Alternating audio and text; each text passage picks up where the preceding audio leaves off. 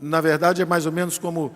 Uma coisa é o primeiro exército Napoleão, com veteranos, invadindo a Prússia, invadindo a Áustria e invadindo a Rússia. A outra coisa é o segundo exército Napoleão, depois dele fugir da ilha de Elba, onde era meia dúzia de esfarrapados que ele foi catando à medida que ele avançava em direção a Paris, e meninos de 13 anos, com foice, com martelo na mão, e realmente foi uma tragédia a segunda grande campanha de Napoleão. O que aconteceu nos Estados Unidos foi mais ou menos isso. Uma coisa são grandes executivos dirigindo grandes empresas e cometendo erros de investimento. Aquilo era uma crise de 1, 2 anos, 3 anos no máximo, e a coisa já teria passado. Agora, não quando você convoca 200 milhões de crianças, entre aspas, arma as crianças todas, que são os consumidores americanos, se endividam excessivamente, partem para um frenesi imobiliário financiados por japoneses, justamente porque o juro era muito baixo lá. A coisa é dramática, a crise é séria, não vai sair tão cedo. Se o Bernanke tivesse estudado tanto, apresentam sempre o Bernanke como o homem que estudou a vida inteira como evitar a Grande Depressão. Se tivesse aprendido, não tinha aceito o cargo.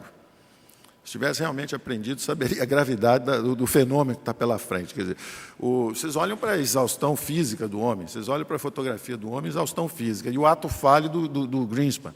O Greenspan, eu nunca vi um presidente de 20 anos, no dia seguinte ele publica a autobiografia. Quer dizer, realmente o Greenspan tem uma ideia do que ele fez, ele tem uma ideia exata do que ele fez.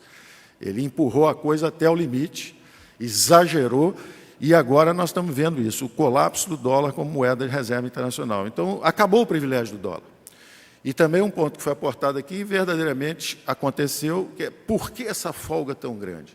Em meio a um choque de tecnologias, reduzindo custos no mundo inteiro, ao meio a um choque de globalização que derrubou pela competição preços no meio inteiro, em meio a um mergulho de 3,5 bilhões de eurasianos no mercado de trabalho, derrubando salário no mundo inteiro, é claro que o Greenspan podia acelerar, e são vasos comunicantes, sem ver a inflação tão cedo. E ele escreveu a biografia achando que daqui a 20, ou 15, ou 10 anos, essas pressões fossem surgir. Um pouco de inflação aqui e ali, tanto que ele, na autobiografia, ele diz, olha, eu fui muito feliz, eu administrei um tempo em que havia uma poupança asiática muito forte, em que havia excesso de trabalho, etc. Mas nós vemos, ele termina o livro dizendo o seguinte, nós veremos nos próximos 30 anos o juro subindo no mundo, a inflação subindo no mundo. Se subir nos próximos 30 anos, ele tinha razão. Se subir nos próximos 30 meses, ele é parte. E ele é um sujeito tentando se afastar da cena do crime. E não vai conseguir, porque a história vai julgá-lo. Então, o primeiro grande desafio que nós temos, do ponto de vista da nossa inserção na economia global, é saber o seguinte, até agora nós vimos um lado simpático. Nós vimos uma economia com crescimento sincronizado, que não ocorria há 70 anos, acima de 5% ao ano, esse enorme animal complexo se movendo em altíssima velocidade, depois de 20 anos de crescimento acelerado. O Brasil estava no turbilhão do seu combate à inflação aqui, criando todas aquelas dissonâncias a que o Ciro se refere, impostos altos, juros altos, e disfuncionalidade política, né? Corrupção, excesso de gastos, coisas desse tipo. Mas, enquanto isso, o mundo estava se movendo. E, particularmente, nos últimos 5 anos, até 2007, houve uma fortíssima aceleração. A economia global estava em Big Bang. Hoje, o grande esforço é evitar o Big Crunch. Hoje, o grande esforço é evitar a implosão. Quer dizer, o Federal Reserve do Bernanke emite dinheiro loucamente, e aí as pessoas perguntam, e o liberalismo? Estão ajudando a salvar banco, isso, aquilo, aquilo. Quer dizer, o liberalismo é uma filosofia. Quando um banco central endoida, embebeda todo mundo, encharca de liquidez um dragão chinês que já soltava fogo pela boca, isso pega nas matérias-primas e recursos exauríveis no mundo inteiro, explodem os preços das matérias-primas como um testemunho de que esse animal complexo começou a ameaçar, inclusive, a biosfera, queimando lenha para todo lado. Quando isso começa a acontecer, é evidente que alguém, ou todo mundo melhorou ao mesmo tempo, ou tem alguém exagerando. Que a China melhorasse, que a Rússia melhorasse, que o Brasil melhorasse, tudo bem, mas um sujeito que tinha que ceder e desacelerar, não aceitar a sua fatia de ajuste na economia global, quer dizer, há pecados claramente detectáveis. A China tinha que valorizar a sua moeda. Os Estados Unidos tinham que ter desacelerado a economia. Nem a China faz a parte dela, do ajuste, nem os americanos queriam fazer a parte deles. Bom, o resultado é dramático. O resultado é que agora vai faltar chão mesmo. Agora vai faltar chão. O Japão, que estava começando a ressuscitar, afunda novamente. A China tem uma dificuldade enorme de frear. Como é que freia 1 bilhão e 300 milhões de pessoas que ganhavam 20 centavos de dólar a hora? O cara parar de trabalhar morre de fome, ele tem que continuar girando.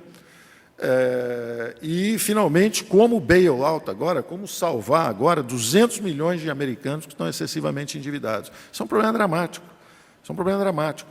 Nós vamos observar esse problema aí 2, 3, 4 anos. Se fossem japoneses, a crise levava uns 10 anos.